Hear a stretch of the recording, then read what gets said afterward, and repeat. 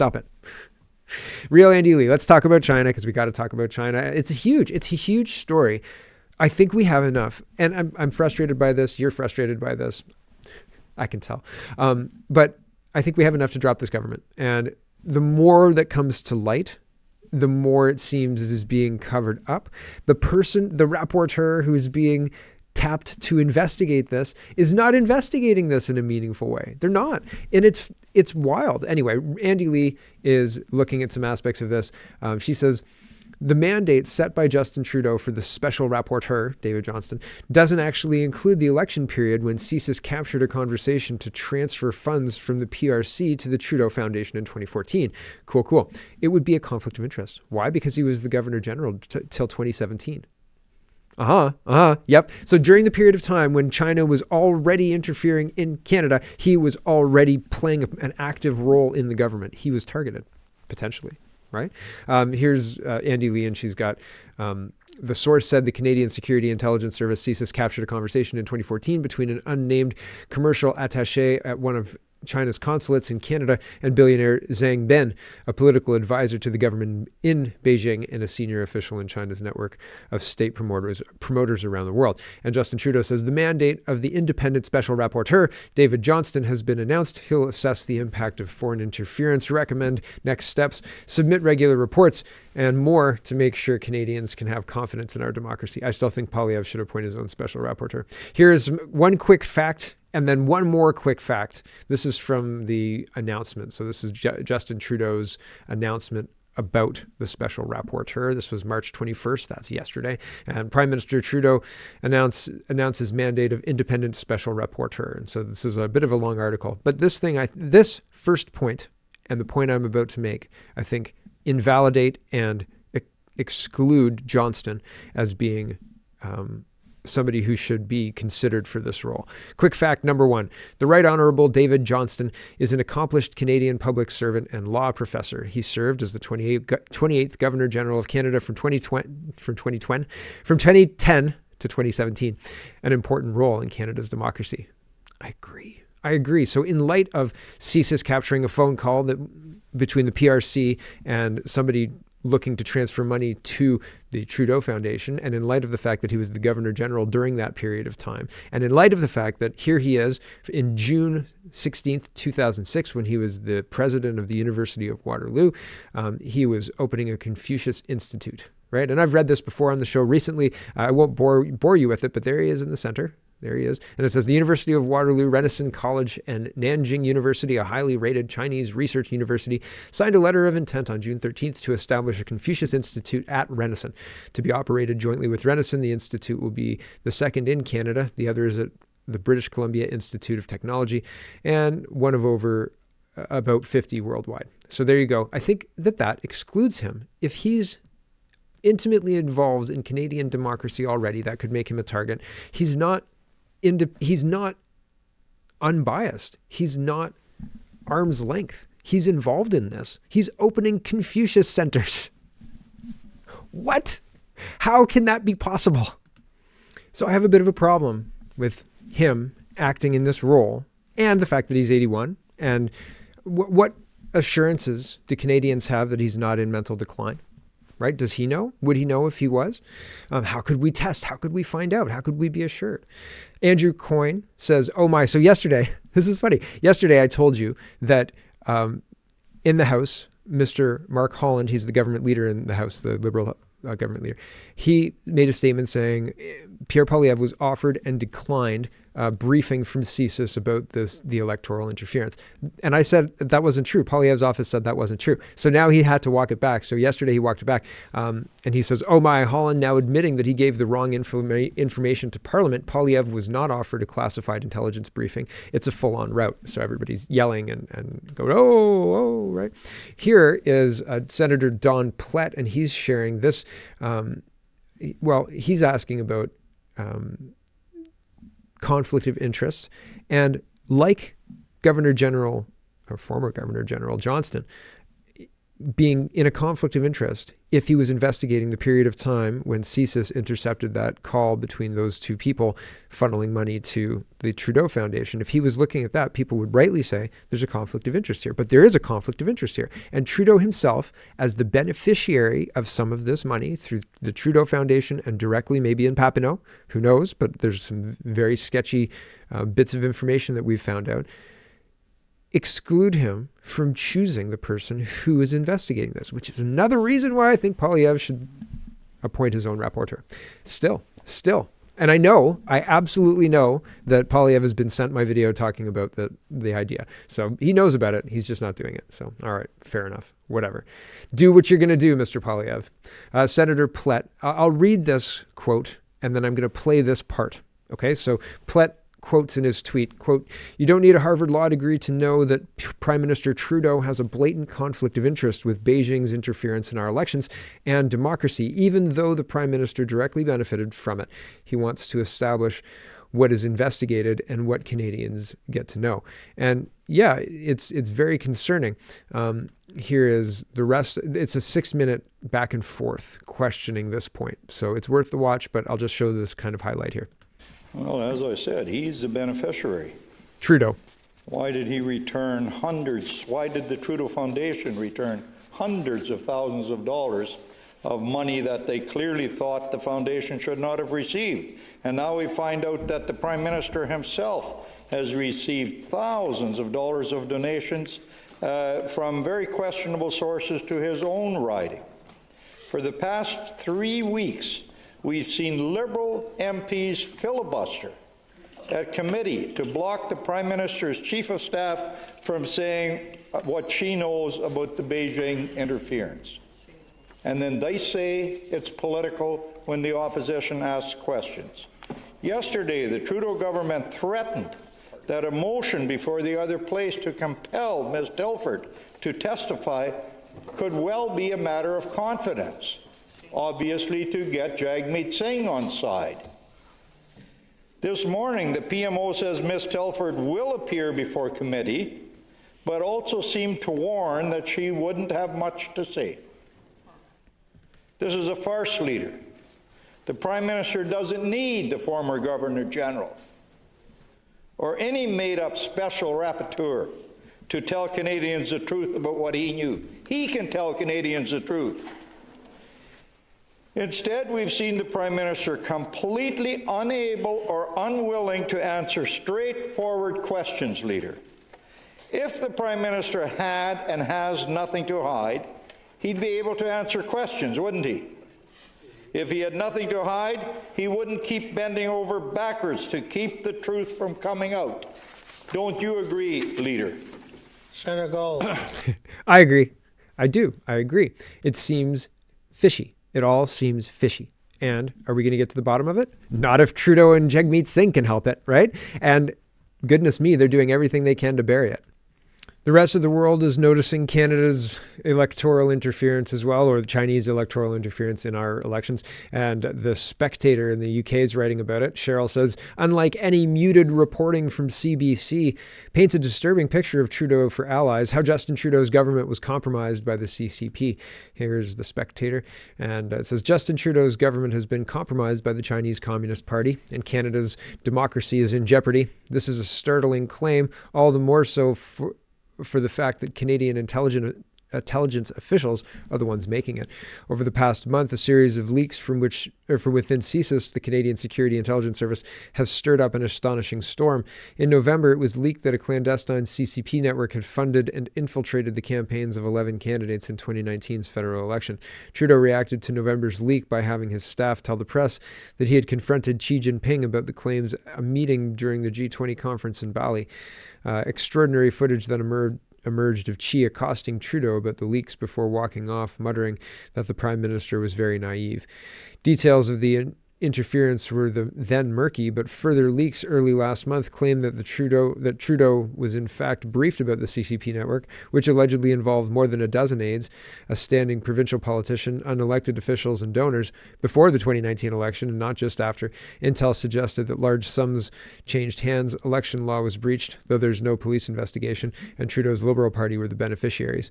And it goes through more CSIS leaks, talks about Michael Chan, and talking about how he's a target and how both deny it, and talks about Han Dong and how both Chan and Han Dong deny any kind of knowledge or responsibility, et cetera, et cetera. There's that here. So it's very interesting after the strong denials from Trudeau, and then the CSIS leaker saying, well, here's one person who knowingly took this and knowingly participated. And we still have not acted as if we know something's off. We're still saying, what we've got to do? We've got to do information gathering. We've got to do an investigation. Really? Do you think so? No, I think we've got quite enough. Let's drop this government. Mark Garrettson, he says, I think it's absolutely unacceptable to demand staff appear before committee. The only chiefs of staff to come before committee, to my knowledge, have been after they're out of politics. And he has no responses. Nobody can reply. And so nobody did reply except for the Twitter community notes. And the Twitter community note says, Telford has testified multiple times throughout her time in office. She testified in the Wee scandal. And then there's a link. And in the Vance investigation, there's another link.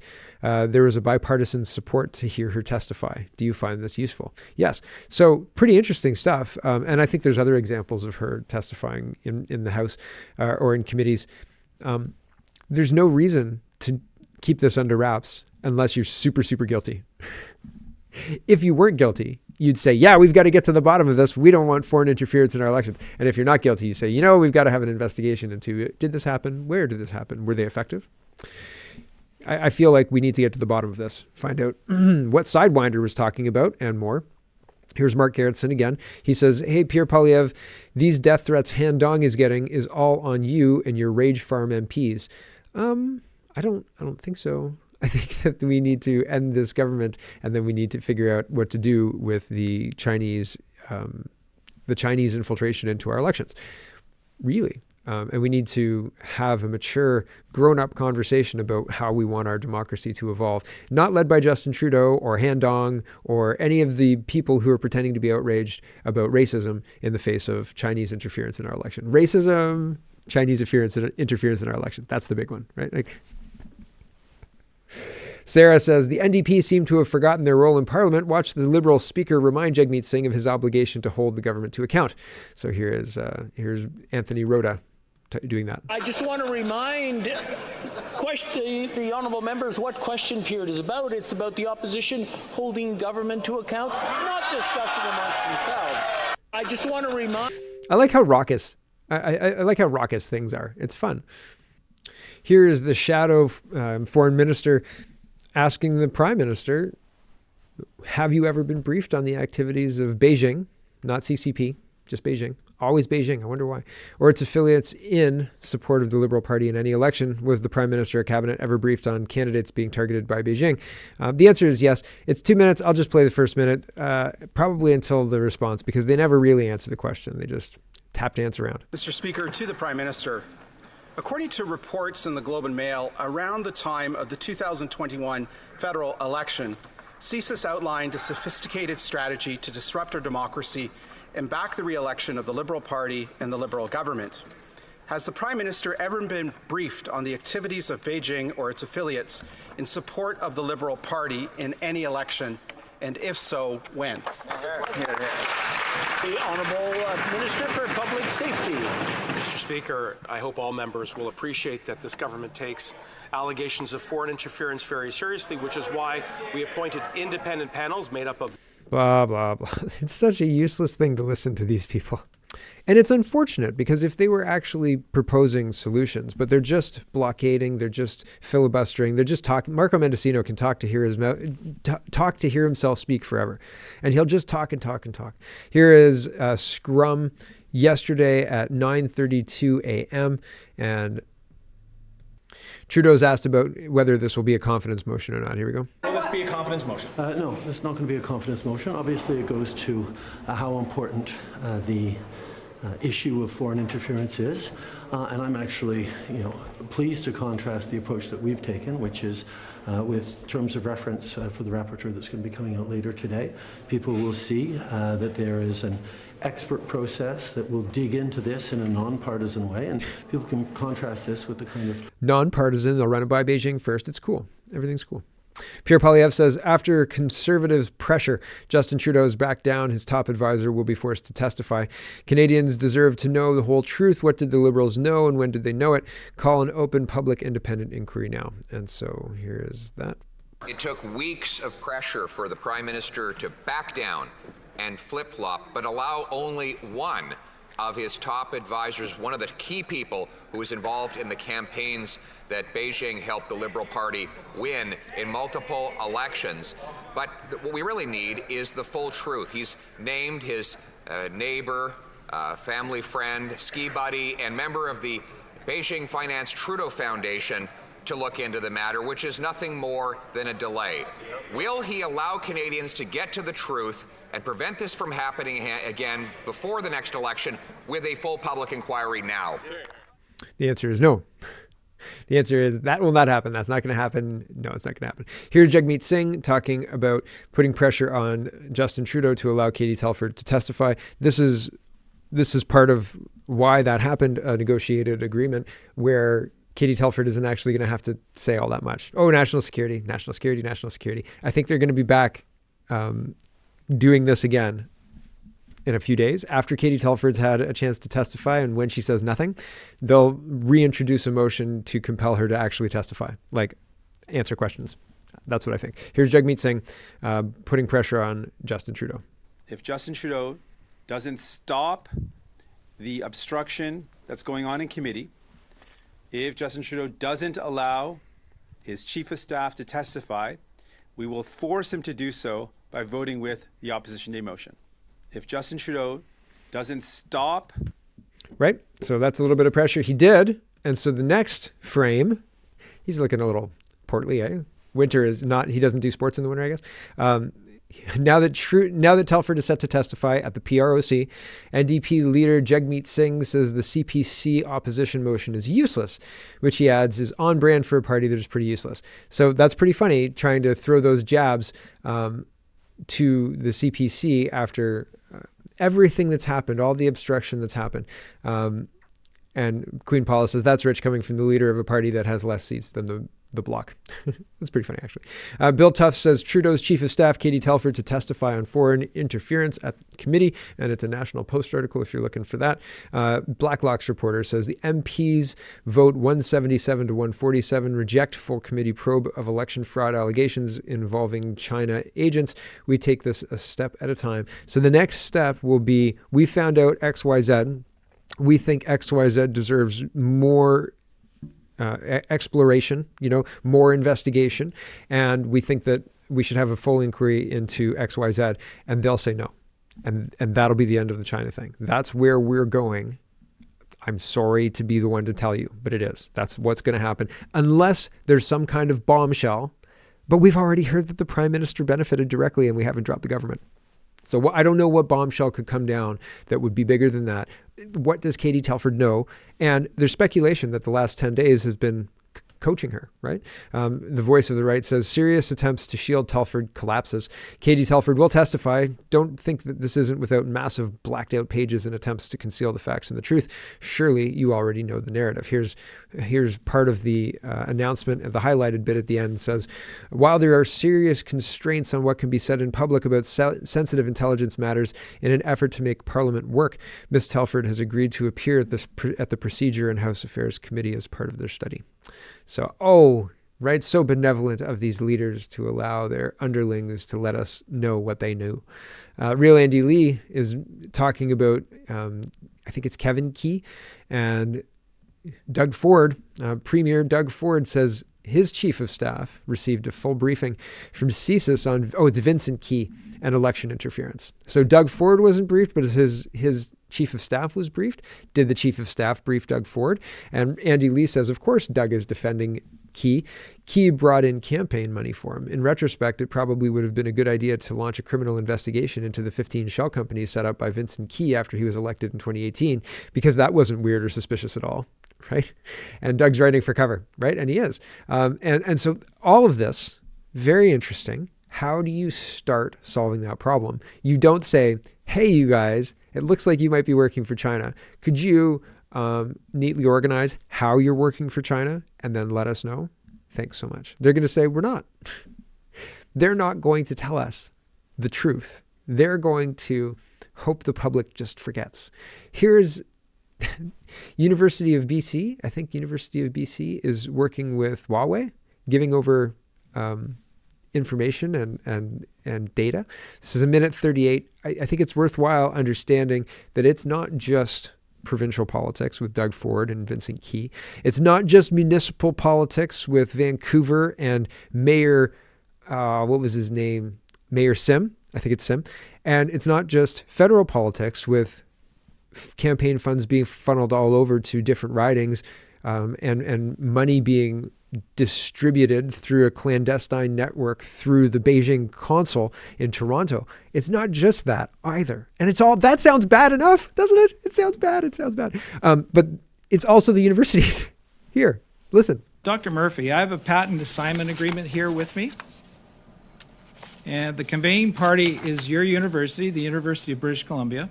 The receiving party is Huawei Technologies. And I'm quoting from the assignment agreement. We, the University of British Columbia, do hereby sell, transfer, and assign to Huawei Technologies Canada all our interest in inventions and developments relating to photonic elements driven by common electrical driver, including the inventions and developments disclosed in the United States Utility Patent Application, serial number 15/080065. And we grant to the assignee all right, title, and interest in any and all intellectual property therein. The patent assignment agreement was dated July 2021. How many patents has the University of British Columbia filed with or transferred to Huawei? Again, I would be happy to table that information, the quantitative information later. I can say as the research security guidelines have evolved with the federal government, we have been changing our agreements in that respect and have moved to new standards. So, hold on. Do you continue to work with Huawei in any form? Yes, we do. Thank you. I think that sums China up. Right? Yes, the dastardly, very, very concerning music. That's it. That's what China looks like geopolitically in Canada right now for me. And I wish that our government saw it as some kind of problem, but they actually, I think, see it as an asset. They, the Liberals, I mean, look at their campaign finances, and they would, if you remove the Chinese element, I think they would struggle with fundraising. So that's problematic. How do you deal with people who cheat using Chinese billionaires or the Chinese government? How do you overcome that? It's nearly impossible. Oh no. Hello everyone. Thanks for watching. You can check out full episodes of Canada Poly every day at canadapoly.com. You can also go to canadapoly.com and pick up a ticket for a live event. The live event is taking place in Streetsville and the location will be provided to ticket holders. But you can check out a live event. Dr. Patrick Phillips, Sarah C., and Scarlett Martin. I'm sorry, Sarah. I don't know I can't say your last name, and I'm terrible at saying last names. We'll be joining Greg Wycliffe and myself for an uncensored round table. It would be lovely if you could join us. Tickets at canadapoly.com. And if you live in Toronto, Mississauga, Milton, GTA, Hamilton, Guelph, Kitchener, Cambridge, it's probably well worth the drive to Streetsville. Thanks for watching, everybody, and have a wonderful, wonderful day.